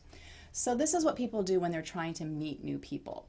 They'll first sort of listen to a conversation, kind of watch it from a distance, and try to figure out what they're talking about, right? Hey, Shan. Hey, Mary. How's it going? It's good. How are you doing? Good, thanks. Is that your new laptop? Yeah, it's the new MacBook Air. I just got it. Oh my God, I love it. I know, I love it. What do you think that most teens with autism do when they enter conversations? I would imagine most teens with autism, when they enter a conversation, will say something completely unrelated to the topic that's currently being discussed, and probably is somewhat related to their special interest. Exactly. You're absolutely right, and that's what our research is showing, is that they tend to be rather intrusive with conversations, kind of butt in, and are off topic, and they're talking about something that's not related to what the people are talking about. How do you think they're going to be received when they do that? Usually, I would think that kids who enter into a conversation saying something unrelated would not be received in a good way, usually with other kids either being puzzled or annoyed, depending on how many times they've done it. So we don't want to do that. Instead, we want to use these ecologically valid skills where we first listen to the conversation, we figure out what they're talking about. Once we've identified the topic, we also want to make sure that we know something about the topic before we join this conversation. Why would that be important? It would be important because if they're having a discussion, you don't want to get into a situation where you don't even know what they're talking about and they get confused why you're even in the conversation. Exactly. Important thing though, while you're listening to this conversation, essentially you're eavesdropping, right? But do you want to look like you're eavesdropping? No, you don't want to come off in a way that makes it seem like you've been eavesdropping. And I've seen situations where kids do get called out for eavesdropping.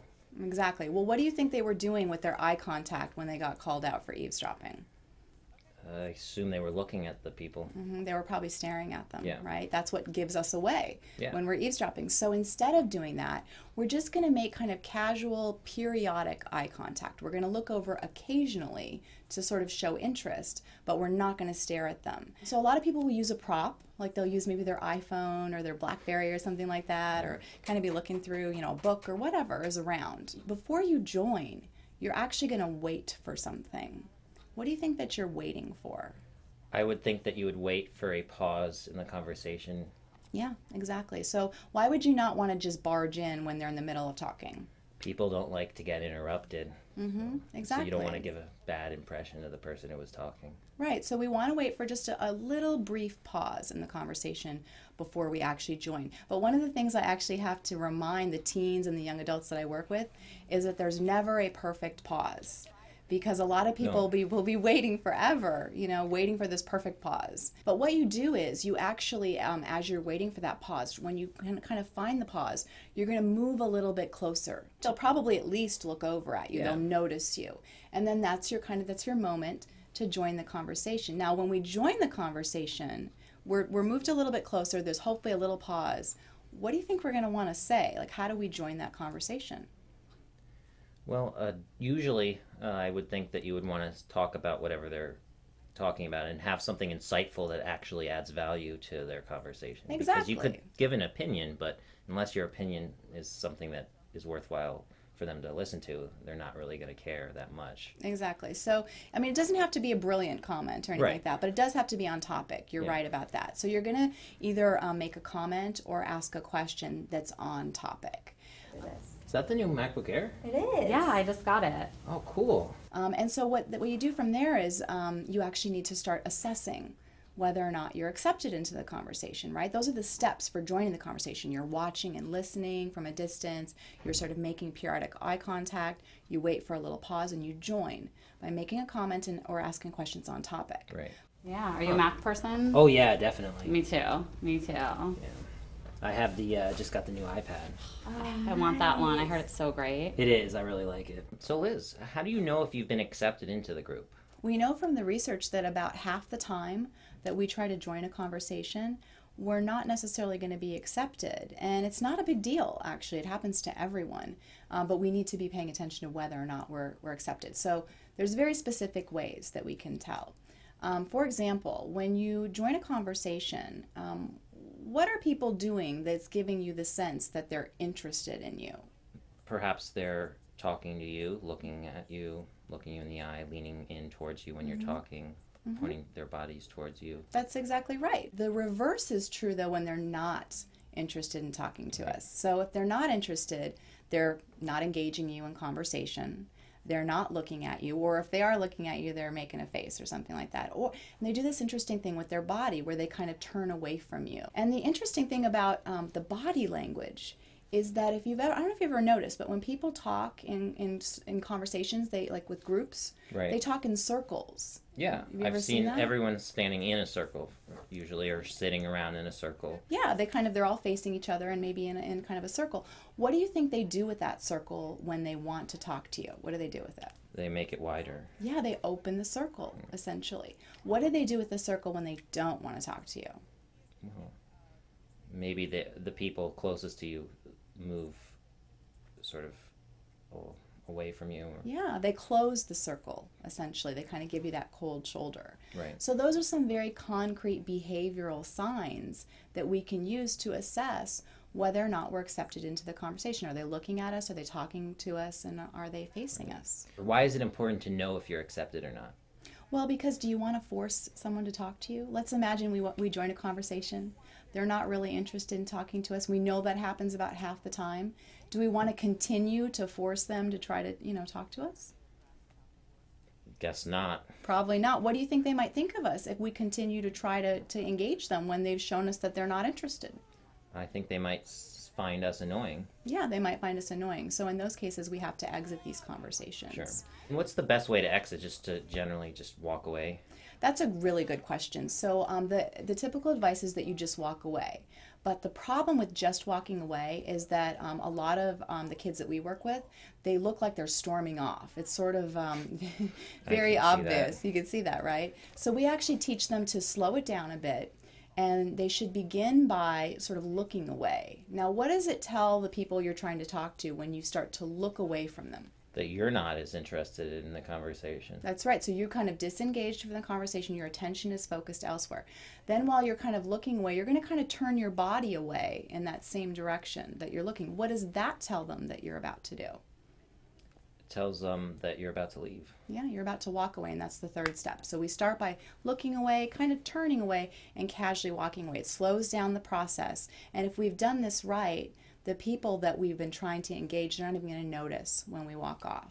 I've noticed some neurotypical guys that I, hang out with who are, really good at social skills. They'll go into a conversation. They won't even move their body into the conversation. They'll look over their shoulders and start talking to the other group. And it seems like there's way less rejection from that. Is that wrong? That's absolutely a strategy you can use. We actually teach a lot of our kids in our program the idea of what we call gaze aversion. We don't necessarily do that with our bodies, but that's what you're talking about, which is a very protective way of entering a conversation before you've really known if you've been accepted. Right. Because you're not 100% invested yet. We kind of identified what the steps are, right? The first step for entering a conversation is that you're going to kind of listen to the conversation and watch it. And then you're waiting for something. What are you waiting for? Waiting for a pause. Very good. And then you're going to join by doing what? Sort of going towards the group, moving a little in. Slowly, maybe, but... Yeah. And how will you actually join the conversation?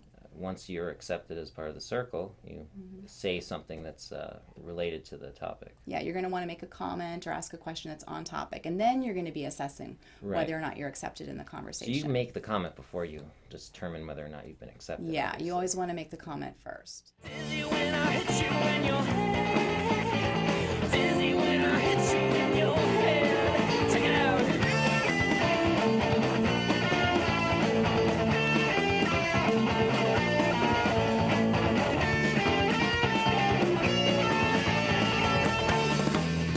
That's the problem. Welcome back. Welcome back to Let's Talk Autism with Shannon and Nancy.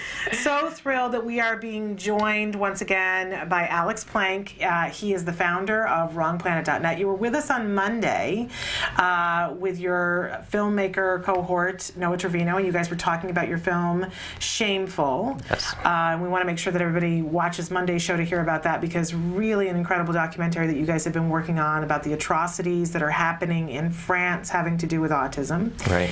But we asked you to come back today to talk about Wrong Planet. Yes, we want to hear all about your endeavors with Wrong Planet. And what is Wrong Planet? How did it come about? Well, Wrong Planet was started in 2004. I was diagnosed with Asperger syndrome, a form of autism, which now the DSM, they're sort of merging it together all to be part of the autism spectrum disorder. But I was diagnosed when I was 9, and I tried to find people who were like me. And oddly enough, there was literally no one that I could find in my hometown that had autism or Asperger syndrome. What hometown was that, Alex? It's a Charlottesville, Virginia. It's a big university town. I'm from Richmond. So. I mean, I'm sure there were tons of people there, look at the numbers, but I couldn't connect with them.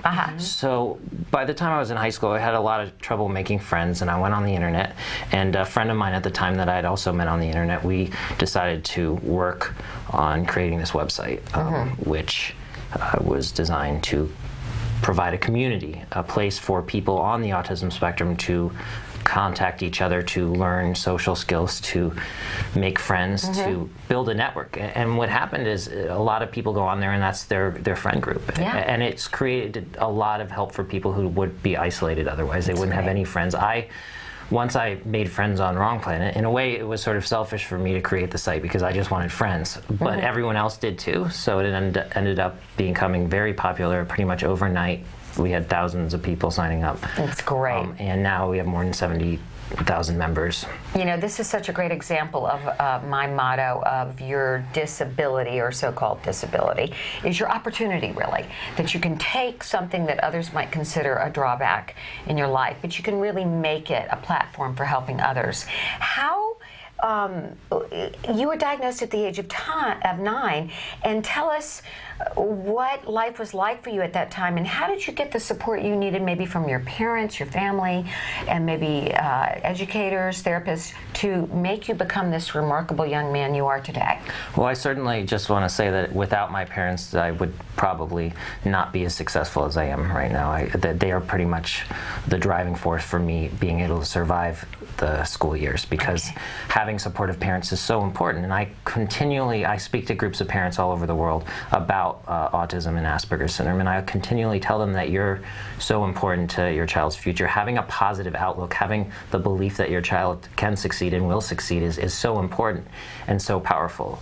Certainly there are kids that have parents that aren't supportive and they can succeed as well, but it's a bigger barrier because of that. Yeah. Well, and so how old were you when Wrong Planet actually launched? I just turned 17. Because I want to talk a little bit about that. That's pretty amazing. And to have done that and you continually add things to Wrong Planet, that would be enough to have accomplished in a lifetime to be considered successful. But you've gone on to many other things that we'll talk about in a minute.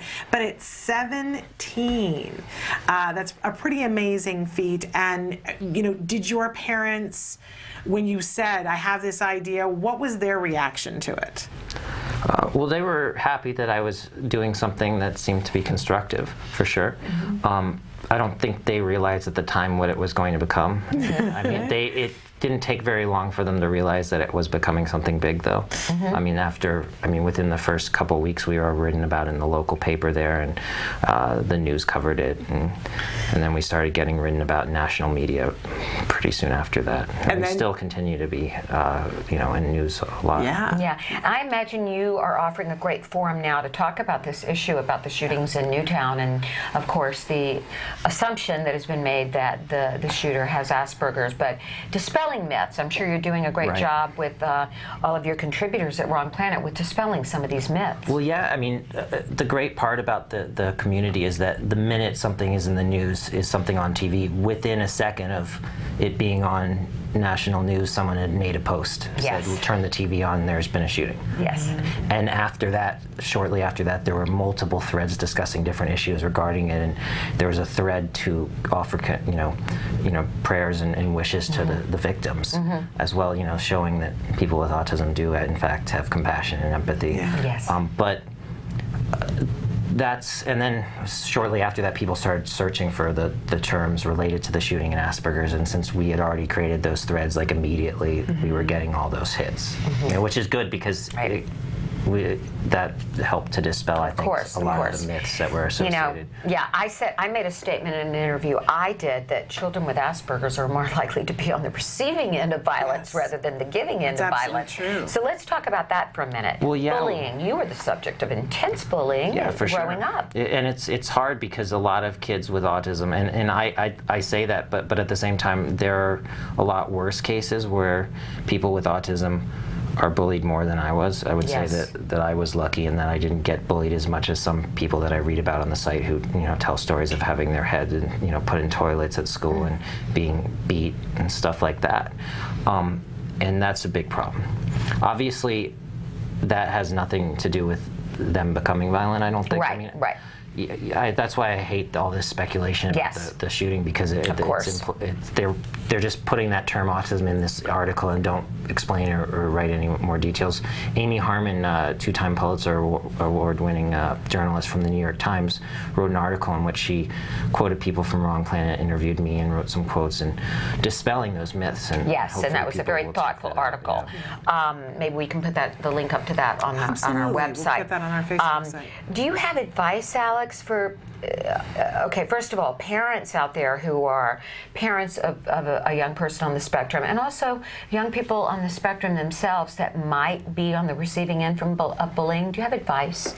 Well, the advice that I can give is that the best thing to do is to report that to the school in a way that you don't get pegged as the one reporting it, because a lot of times what happens is you get bullied and you tell the teachers, and the problem is that other kids who are more socially adept are better at explaining themselves than others. Than people on the spectrum. So it ends up, a lot of times, the kids who are getting bullied end up getting in trouble. Absolutely. And we've seen that time and time again. That's a really good point and something that I hadn't necessarily considered before.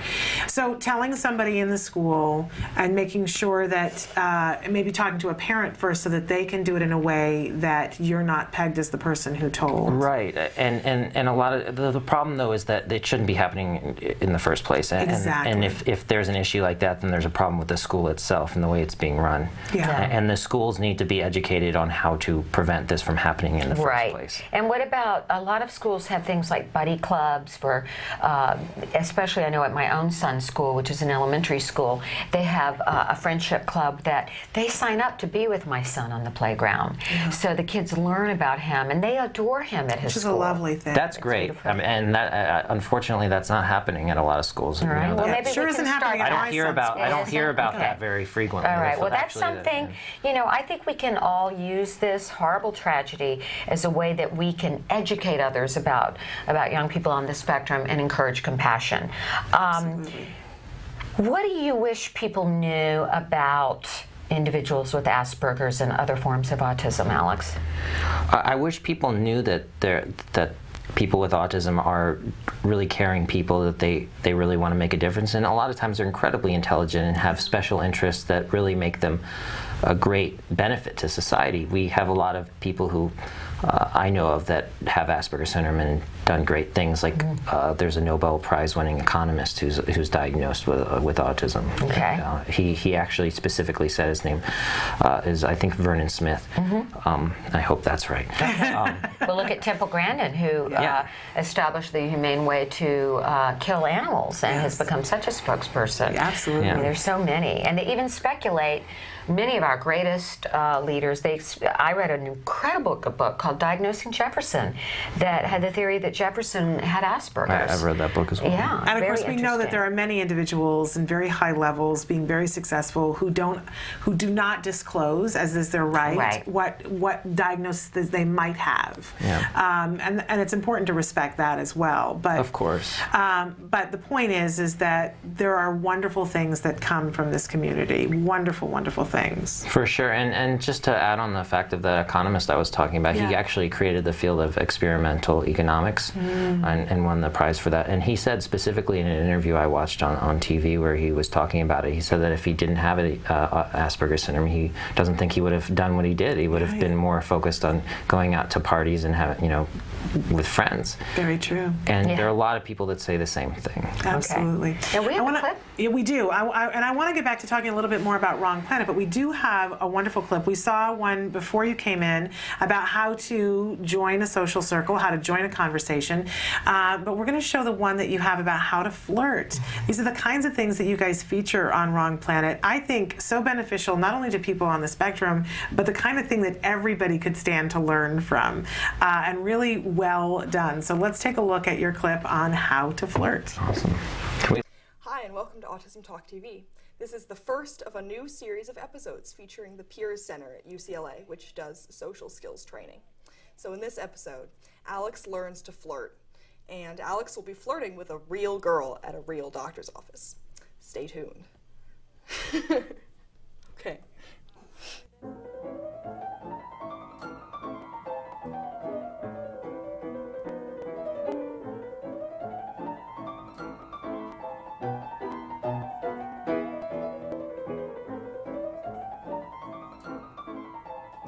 Hi, we're here with Liz Laugesen, and we're talking about dating etiquette as a part of our social skills series. Liz, thank you so much for joining us. Thanks for having me. Dating is a really important part of a lot of people's lives, and one thing that I think a lot of us have trouble with is letting the other person, your interest, your romantic interest, know that you're interested. I know there's flirting and other ways of making that happen. Could you give me some advice on that? Well, it's really interesting. They've done all this research that actually kind of breaks down what people do when they're flirting. And if they're flirting effectively, this is what it's supposed to look like. So you start by kind of making eye contact with the person, right? Okay, what do you think you do once you've sort of engaged them in the eye contact? What should you do? Wait until they look away. Well, okay, so if we do that, that might make it look like we're sort of staring at them, right? When they look over, let's say I'm looking over at you and you kind of look over at me. Should I do anything that Smile. I should smile, right? Absolutely. Do I want to do a big toothy smile, or do I want to do maybe just kind of a casual, kind of nice and friendly Probably smile? casual. Yeah, probably like a little casual, kind of nice little half smile maybe. Yeah. One of the things that you're going to need to be doing before you ever ask the person on a date is assessing whether or not it seems like they're interested in you at all. And so by this point, we should have been trading information and finding some common interests with this person. And that's typically how it starts when you ask someone out on a date. You're just kind of casually talking, you're trading information back and forth, you're talking about something that's interesting to both of you. Are you watching Midnight in Paris on your iPhone? I am. Do you know of it? Yeah, I love Woody Allen. Oh, so do I. This is one of my favorite movies. Do you have a favorite of his? Oh, I don't know. What's yours? It's called Manhattan. Oh, I've never seen that one. Oh man, that's his best movie. Oh, I should definitely check it out then. Let's say we find out that we both are interested in seeing some movie that's coming out soon. You might say, well, so what are you doing this weekend? So you're kind of assessing before you ever ask them out how they react to that kind of question. So if they say, oh, nothing. Yeah, that's a sign that they want you to ask them to do anything. That's a good sign. Actually, they're playing it at that art house theater on Sepulveda next week. Oh, really? Yeah. Oh, well, that seems interesting. Yeah, what are you doing next week? I don't have any plans as of right now. Oh, well, you should come with me and watch it. That would be really fun. And that's also where you would ask for things like contact information, cell phone numbers, things if you didn't already have them. Right, right. Well, you want to exchange numbers or? Of course. So basically those are the steps for, asking someone out on a date. You just want to be trading information, find some common interests, ask them if they're sort of available and whatever time. If they seem interested, maybe ask them out related to that common interest, and then, exchange the contact information and all of that. Now, is there something to be said about practicing these things?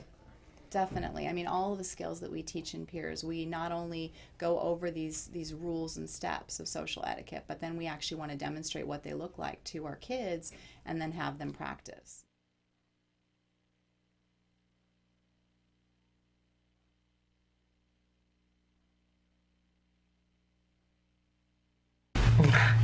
I love that. Just Wonderful great. video. Our special guest, if you're just joining us, is Alex Plank from Wrong Planet, the founder of Wrong Planet, and Alex was just featured in that video. And this is just one video, but so well done, of the kinds of things that you guys feature on Wrong Planet. But for somebody who's never been there before, and they should go there today, wrongplanet.net, important that they know .net, what kinds of things, other than this video, what kinds of things can they find there? We have a variety of other videos related to social skills, and we have a variety of articles specifically related to social skills, interviews, columns by various people on the spectrum, parents, professionals, and we also have an incredibly large forum community where people are discussing issues all the time, and I'd say that that's like the biggest draw in a way. Okay. And we also have a chat room where there's more than 100 people always in the chat room talking. And as you say, it's a great way for others out there to establish connections. Yes, for sure. Yeah. Because it's hard to meet other people like you, and when you go on the internet, I think that's made it possible for a lot of us to finally find people that are into the same things that we are. Everyone, not just autism, any sort of special interest you have. Now, Shannon and I were asking you about dating. Yes, as we were watching because it was so fun to watch that, and I was saying, really, there are so many people who can use that video, and it has nothing to do with being on a spectrum or not. But I think most people would be interested in that and go, that's so interesting. But we were asking you during the break, and you were saying that, we said, Alex, is it okay to ask you, do you date? And you said that, in fact, you do. Yeah. And I think there are so many parents out there who, that alone, doesn't that make you excited, Nancy? Yes. I mean, the very idea of excited. my son going on a date is, he's 9. We're going to wait a while. Yeah, we're going to wait. Mine's 11. But it's although a the thrilling... girls seem to like him. He's the silent type that they like to chase after. My son is quite the opposite. The talker who hugs everyone. Okay. But you've been in relationships, romantic relationships. Definitely. I've been in romantic relationships. I date, And you know, I like to say that it's hard to date, but everyone I tell it to is like, oh, well, it's hard to date in LA, period. You know, There you go. It's hard for everyone to date, Alex, not just those with Asperger's. And not just people in LA. That's right. You know, That's right. It's a Dating tough is a thing. whole other world. We all remember that. But I'm curious to know what kinds of things. What are some major topics threads that you have in your discussion groups on the site, wrongplanet.net? Well, you mentioned dating, and there's an entire forum that's incredibly active on that. And people, and I'm not the only one. You know, there are people other people out there dating. There are people in relationships. So to think that your kid, or to think that you won't be able to date because you're on the autism spectrum is patently absurd. Okay, I mean, it's great. We love that. It's ridiculous to think And get married?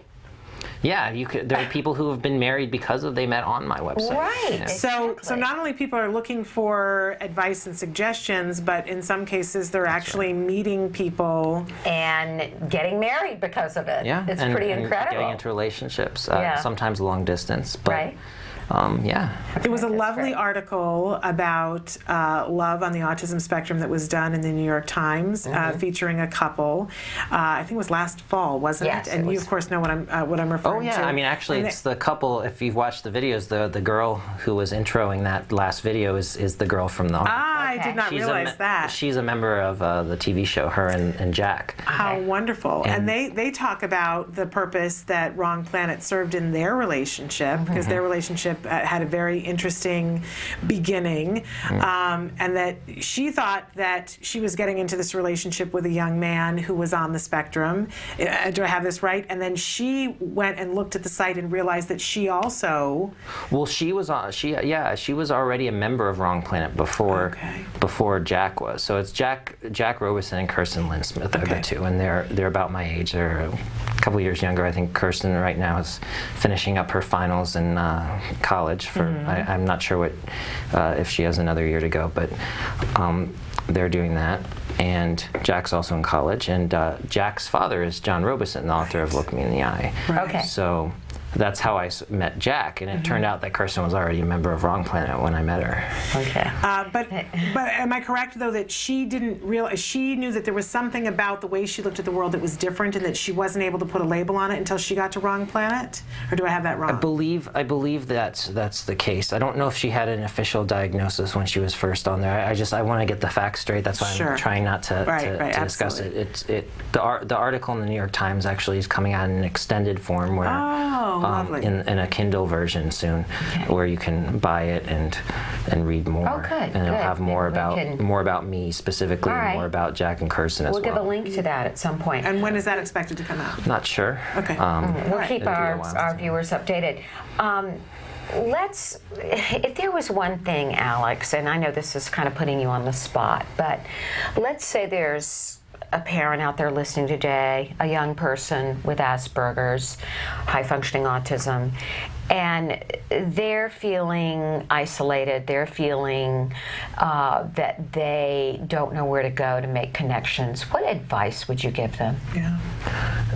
First of all, I would tell them to go on the site, because I was feeling the same way until I found friends on the site. And because of the friends I did find on the internet, I was able to make friends in real life more, because I was more confident about going into social situations and things of that nature. Other than that, I would say find a group that they're interested in, special interests. People on the autism spectrum usually have perseverations on some topic. Yes. There are groups for pretty much every topic out there in clubs. And if you can find a club they can join, and I don't know, if they're young, you know, tell them they have to go. And if a parent thinks that their child might have Asperger's or an autism spectrum disorder, but they're not sure, and maybe they're a little bit in denial, what would you say to those parents? Well, it's hard if they're in denial, but if they're in denial, one thing I would tell them is that it's not something to be ashamed of. I mean, show examples of positive people who have autism. People like Temple Grandin and John Robeson. And people like Alex Plant. And show those examples, and there's so many more that really help people deal with it, because it is something that when you hear about it, you might sort of think of it as something with a stigma, and you don't want that. And we're here to dispel that. Absolutely. And you've come a long way to helping us with that, and we want to thank you for joining us today. I have one last question, though. For parents who have children on the spectrum, what age is a good age to start going to Wrong Planet?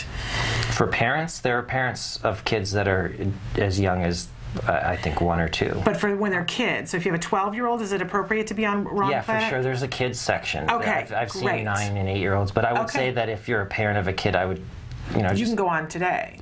Yeah, I would be on the site with my kid if There you they go. were younger Right, than 9 or 10. Okay. You know, just to be Absolutely. Because anytime you go on the internet, it's Right. as long just to make sure that there's Absolutely. All right, wonderful. We thank you so much. Well, thank you for coming, and we're going to have you back hopefully for many having me. times. Yes, Okay. we're hoping to have Alex be a regular here on Autism Live every week, having him give his input on things, and we're looking forward to that. Now we're going to talk about ACT SOS. Are we going to take a break or go right into we're it? completely out of time. Oh, well, we have 1 minute. You have 1 minute. Go, Nancy. Okay, we have a new program which is called ACT SOS. It is our most severely in need families. We have the little boy from Uganda who is now living here with his aunt and uncle who was tortured in Uganda. We're giving him help. We have a family in New Jersey who lost most of their home. They're housing 3 children on the spectrum, no fence. They need a fence to keep those kids safe. If you go on our website, on our act-today.org, you will see a place where you can make a donation, SOS program, at act-today.org. Just go to act-today.org. You'll see the SOS logo. These families are in life or death situations. Absolutely. And these children may not survive if they don't get the help they need. So please help us. That's a great way. Make a gift in somebody's name for Christmas. Absolutely. It's a or the wonderful way holidays. to change the world. Yeah. Absolutely. Thank you, Alex. Thank you, Nancy. Thank you, Alex. Thank you, Shannon. We'll be back tomorrow. All right. Don't want to miss that. Yes. Until then, please give your kiddos a hug from us. Absolutely. Have a wonderful holiday from me.